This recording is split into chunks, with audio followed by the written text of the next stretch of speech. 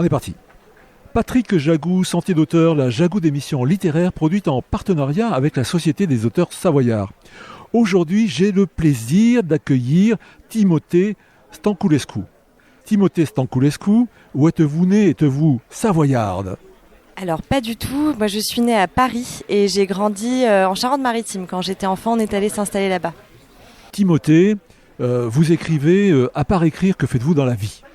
Alors à part écrire, j'écris parce que je suis aussi scénariste. Donc finalement, j'écris beaucoup. Timothée, dans quelles circonstances avez-vous commencé à écrire?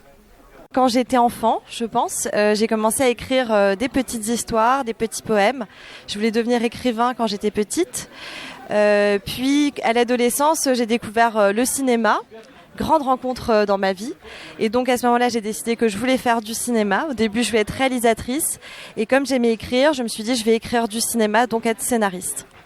Timothée Stanculescu, pourriez-vous nous parler, s'il vous plaît, en quelques mots, de votre ouvrage intitulé « L'éblouissement des petites filles ». Alors l'éblouissement des petites filles, c'est un roman d'initiation. C'est l'histoire de Justine qui a 16 ans et qui s'ennuie dans son petit village de Charente-Maritime où elle vit seule avec sa mère.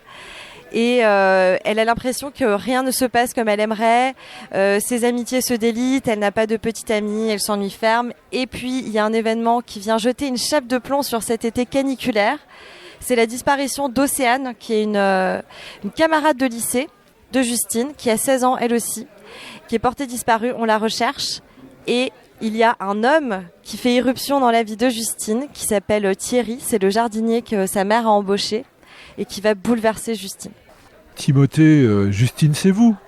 Non, Justine c'est moi et en même temps c'est pas moi, parce que cette histoire n'est pas du tout autobiographique, à part pour le décor, la campagne, puisque je m'inspire du village dans lequel j'ai grandi, les émotions des adolescentes que je pense on est nombreuses à avoir partagées, mais Justine c'est un personnage à part entière.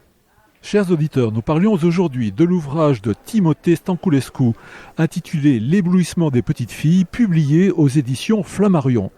Timothée Stanculescu, je vous remercie. Voilà, Sentier d'auteur, c'est fini pour aujourd'hui. Arvi les amis et à la semaine prochaine si ça vous dit.